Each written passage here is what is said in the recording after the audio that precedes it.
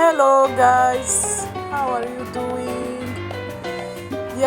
Hesashimye amakuru yanyu, nizere ko mumeze neza.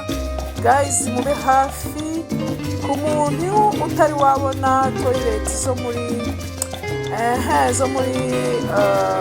flight mu ndege.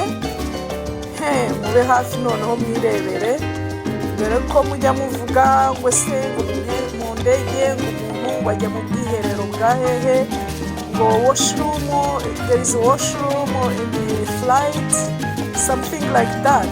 Guys, I took all those video for you. Naifashe kubera mwebwe kugira ngo abatari mwinjira mu ndege namwe murebe ukuntu biba byifashe aho ni Rwiza uri kubereka ukuntu nari ngiye gutega indege inzangana inahangaha iwacu.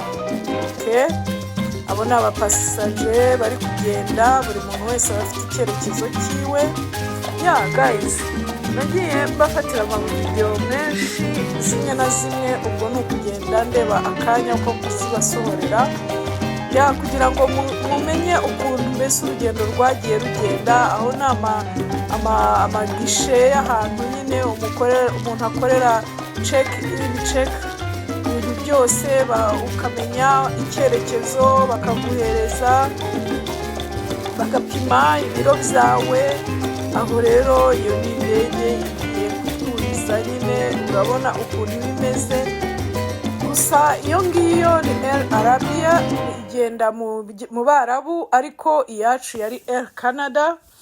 Gusa nyine indege zose ziba zisa ariko zitangana, kandi wenda zidafite imyanya minini cyane. Hari binini cyane, hari udutoya, kariya ndi kubona karinganiyeho. Yes guys, komeze murebe rero, ubwo abaza gukurikira murangiza ino video kugira ngo murebe ukuntu mu ndege biba byifashe. Baraza kudusavinga n'ibiryo aho ngaho nyine. Rwiza yashatse kubereka ibyo twariye. Mukurikire murebe mbese ukuntu biba byifashe. Rimwe na rimwe hari igihe usanga ibintu bateguye pe atari ibintu ukuze, ariko urihangana. Ngira ngo ubutaha abazi gusonga ubugari cyangwa agasombe mujye mubasha kwitwarira ibiryo byanyu niba mutashobora ibyo mu ndege, kuko ibiryo byabo mu ndege ntabwo ari ibya bose. Hari abantu batabishaka pe. Yewe biriya ntacyo byari bintwaye, bari badupropoje spaghetti cyangwa chicken. Nafashe chicken rice na veggies n'ibisanzwe nyine, gusa bawumva bitameze nk'ibyo witekeye, ariko ni ibiryo nyine kandi aba ari dukeya. Guys, nk'umuryi wakwicwa n'inzara ukumirwa. Yewe akenshi na kenshi iyo ngiye kwinjira mu ndege banabashe kurya. Ngaho rero tugende mwirebere.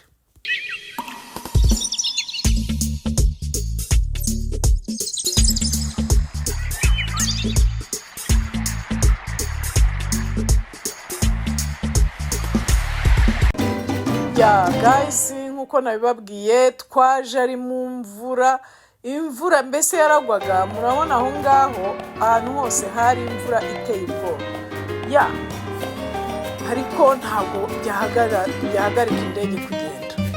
Yes, aho rero nyine twagendaga mu ruvunge rw'abantu benshi cyane pe.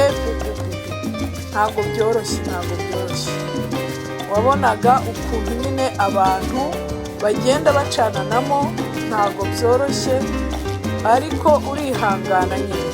Yes, aho ngaho rero namwe murabyumva. Ni muri hall nyine yo kuri airport. Utahazi nawe wazasimbukirayo ukareba ukuntu biba byifashe.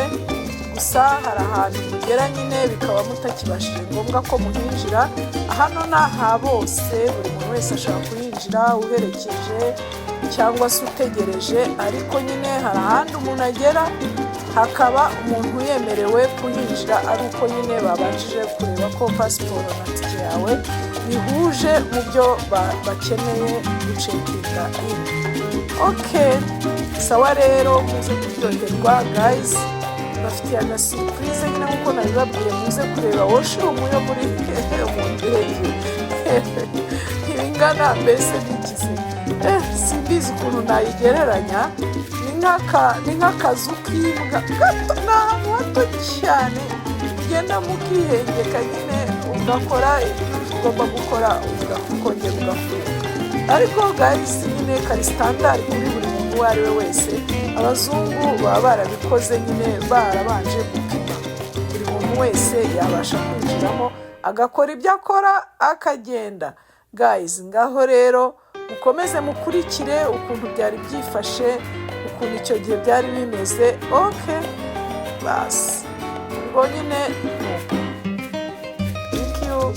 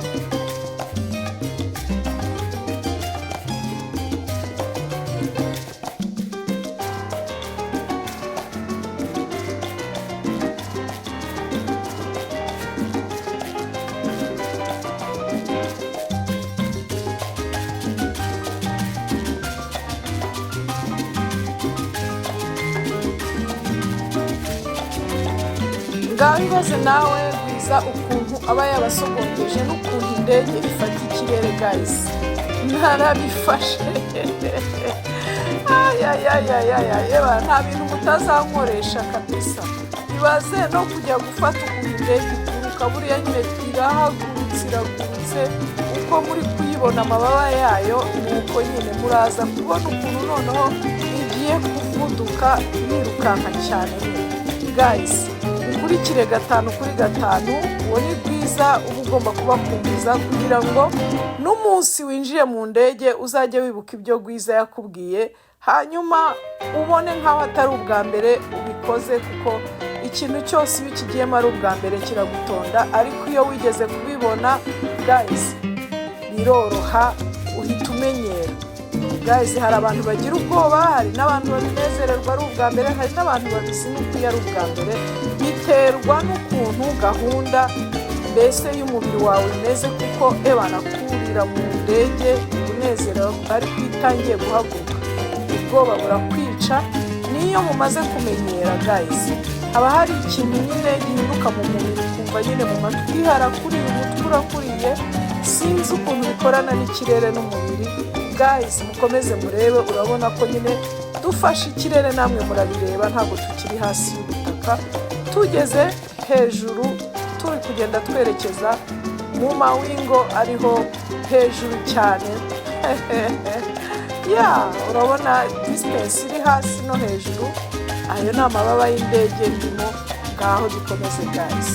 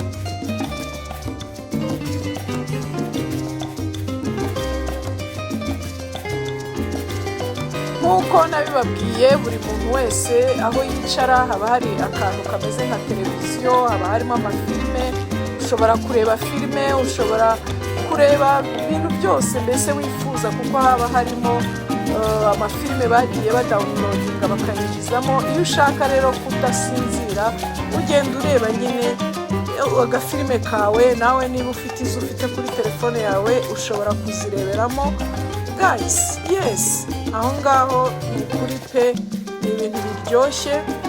Aho ngaho ushobora no gucaginga. Uwo ni Rwiza mu ndege, aba yagerageje kubafatira ukuntu abantu bicaye. Ugerageza kubikora utagoye abantu, kuko burya abantu nubwo nyine ubafilima ntabwo biba byemewe, ariko nta ukubuza kuzifata, kuko nabonye nta n'umuntu ubyitayeho. Gusa hari igihe uba ngombwa ngo ubasabe iyo ubona hari abantu bakureba nabi, ariko ndakubwiza ukuri, abo twari kumwe n'abo twari twicaranye n'abana beza rwose, twarakoranye neza. Ibyo rero ni ibiryo byanjye nk'uko mba nabibakumbuje, mukomeze mwitegereze.